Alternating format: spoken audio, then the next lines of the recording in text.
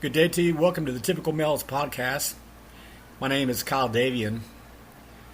Every once in a while I like to do the storytelling things with kids, especially.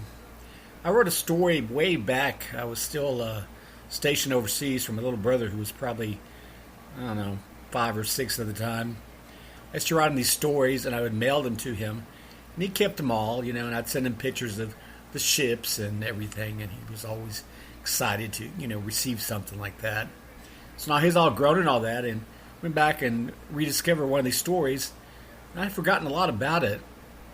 I wrote it about superheroes, like Mexican food superheroes, sort of like a Spanglish sort of thing. And I had actually sent this out.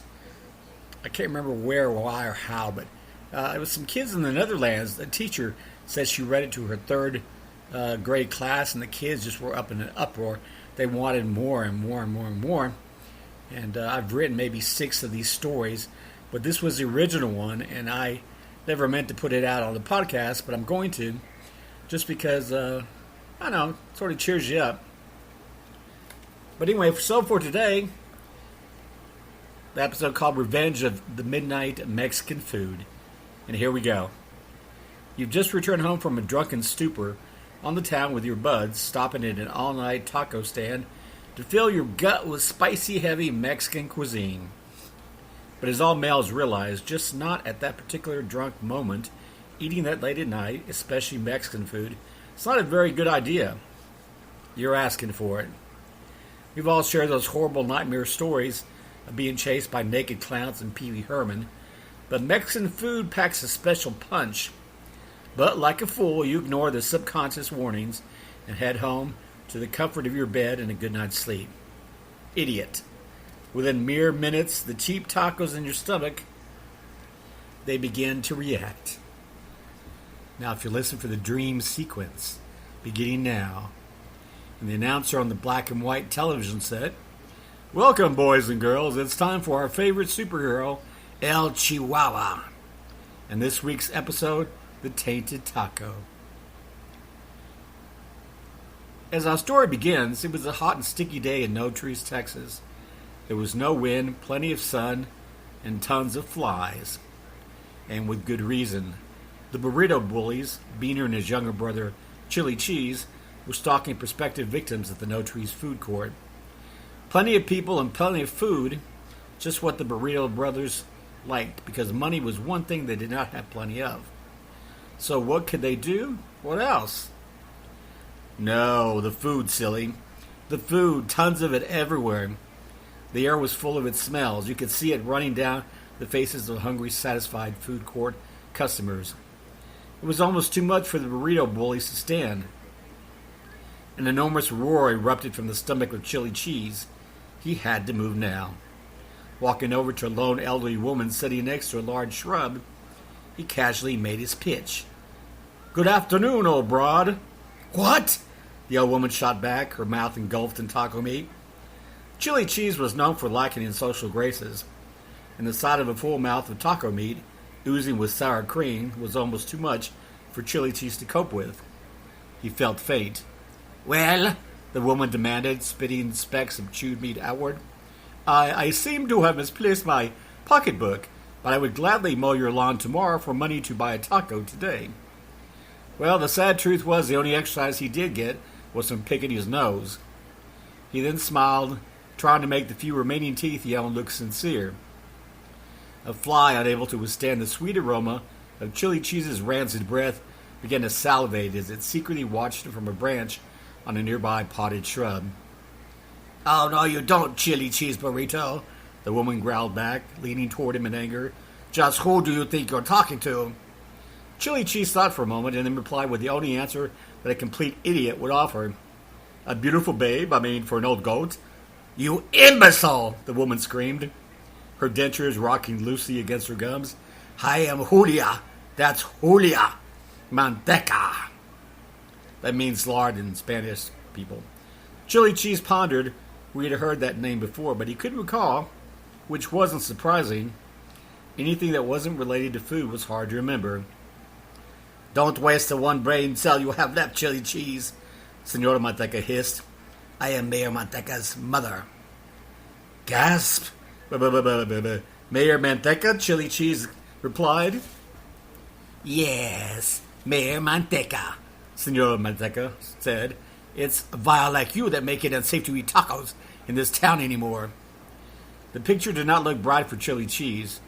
There was a warrant out for his arrest in connection with a big cilantro heist at the Mexican market on First Avenue. Chili Cheese began to get nervous. What now? At that moment, his older brother Beaner Burrito ran past Chili Cheese, grabbed the Senora Manteca, and with a wicked snort said, All right, old broad, hand over those tacos and fast. You can't take my tacos. I won't let you.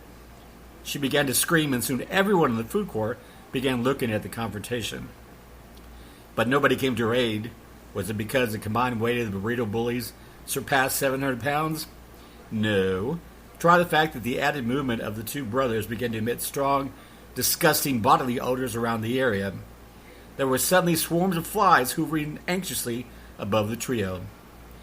The crowd began to get nervous. Somebody should make a move to stop these wicked fiends, but who was strong enough to take on the two burrito brothers at their own game? Soon it didn't seem to matter. Chili Cheese now held up one of Senora Manteca's tacos near his open mouth, his dripping tongue lapping gently along the shell's edge. I am really going to enjoy this taco, Senora Manteca, he sneered, more than you will ever know.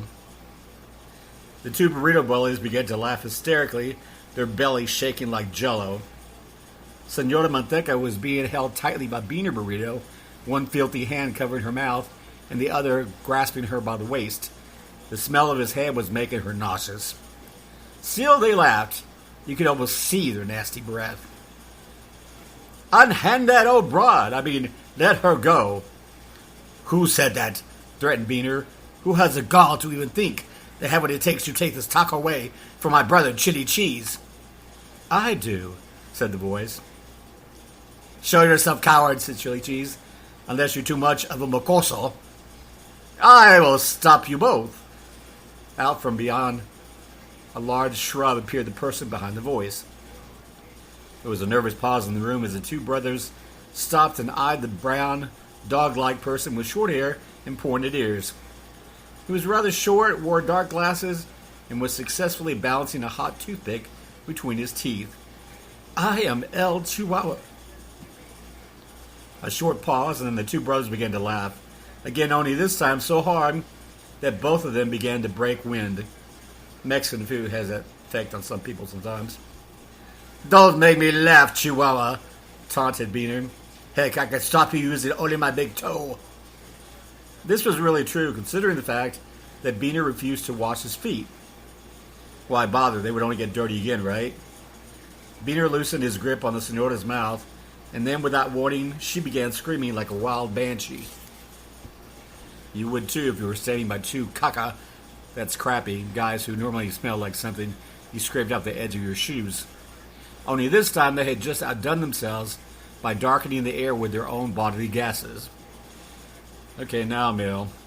Soon the crowd was getting restless. It was hot in the room. The air was now stale, and the burrito bullies had the upper hand. Everyone's tacos were in danger. This is your last warning, Chihuahua told the brothers, or I will be forced to apprehend you by force. With that, he opened the palm of his left hand. There lay 6 little objects. Chili Cheese lost it. Those are nothing but stupid pinto beans. You're going to stop me with nothing more than a fistful of frijoles? El Chihuahua did not look deterred. He grinned. My friend, these are no ordinary beans. They are my special beans, created especially in upholding justice. And now everyone else in the crowd was laughing along with the real bullies. The situation had gone from bad to worse. No, really, pleaded Chihuahua. Justice will prevail. I will save all your tacos from these fiends. The laughter was so hard now that even Chihuahua began to get nervous. Give it up, Chihuahua, laughed Chili Cheese. Now it's time to pay the piper. He began shoving the Senora Manteca's taco into his mouth when he and his brother were both interrupted by a loud slap in the face from flying pinto beans. They were now covered in a thick layer of brown goo, something that almost looked like, well, let's not say just now, shall we? What the two brothers mumbled as the mug stuck to them like glue. I told you they were magic, said Chihuahua, smiling. These magic pinto beans are just ordinary beans by nature, but throw them at evil, well, then they turn into refried beans. Refried beans? Chili Cheese replied, hardly audible from beneath the brown mask that was clinging ever so tightly around him and his brother. Can I eat my tacos now? The voice came from a small child with angelic looks. Of course you can, Mio, said Chihuahua. You could all eat your tacos now. The crowd in the food court began to cheer the sunglassed hero. The burrito bullies are going away for a while. Two security guards soon were upon the brothers, and they promptly whisked them away. Senora Manteca was now free. However, she was rather messy from the magic frijoles. Sorry about that, Senora Manteca, apologized Chihuahua. But sometimes we innocent people must suffer in the name of justice. Yes, the Senora responded with a snarl. Is something wrong? Chihuahua asked, confused. Oh, nothing, she replied. Just that I'm covered in brown caca and I smell like it. But I explained to you that sometimes... Never mind, she screamed. When my hijo, the Mayor Manteca, hears about this, he'll... But she was interrupted once again. It was the burrito bullies. They were at the mall exit door, the two unconscious security guards at their feet.